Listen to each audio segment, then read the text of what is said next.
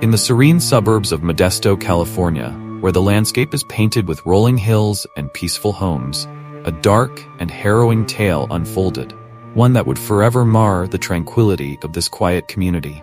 It is a story of betrayal, a tragic disappearance, and the haunting shadows that lingered over a family's broken dreams. The story begins on December 24, 2002, a day that should have been filled with festive cheer and the warmth of family. Laci Peterson, a radiant 27-year-old woman, was 8 months pregnant with her first child. Her husband, Scott Peterson, was a man who had promised to cherish and protect her. But beneath the surface of their seemingly perfect life lay a darkness that would soon come to light. Laci's world was one of light and anticipation. The holiday season had enveloped her home with joy, the nursery for their unborn child was lovingly prepared, and the future seemed full of promise. But that December evening, as the scent of pine and gingerbread wafted through the air, the world of Laci Peterson would shatter in an instant. Scott Peterson had planned a fishing trip that day, a decision that seemed perfectly ordinary, even benign. He left for the boat launch at 9 a.m., leaving Laci at home with their dog, a companion who would soon become a silent witness to the unraveling tragedy. As the day wore on, Laci was seen by neighbors walking the dog, her silhouette a picture of serenity against the backdrop of the festive season. By evening, Scott returned home, and the picture of normalcy began to crack. Laci was nowhere to be found. Her car was in the driveway, her purse and keys were still in the house, and the haunting emptiness of her absence was a silent scream that pierced the night. Scott's initial reports to the police were calm, almost eerily so. He claimed she had disappeared while he was out fishing, a story that would soon unravel with chilling consequences. The search for Laci Peterson began immediately.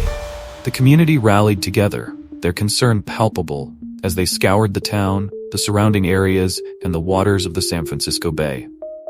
Every day, the search grew more desperate, the media coverage more intense, as the story of the missing pregnant woman captured the nation's attention. But as days turned into weeks, the hope of finding her alive began to wane.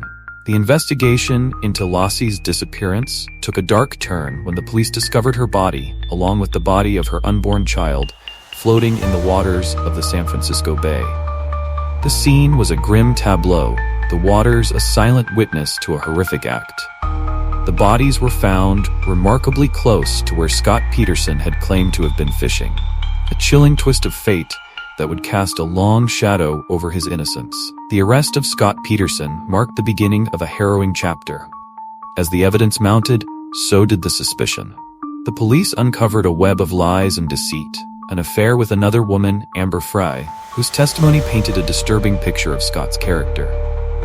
Frey, unaware of Scott's marriage, was drawn into a nightmare of her own as her relationship with him was exposed.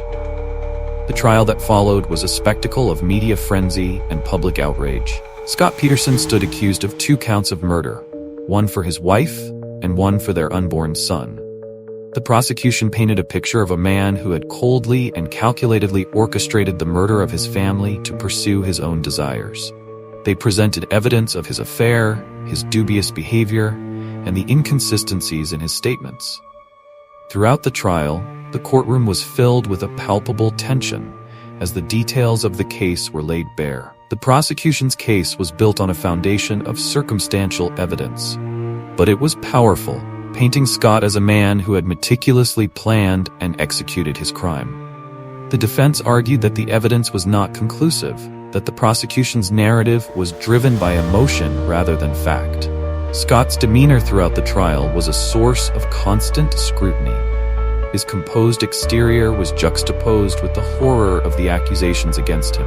The media coverage was relentless, casting him as a figure of dark intrigue and fueling public fascination with every new revelation.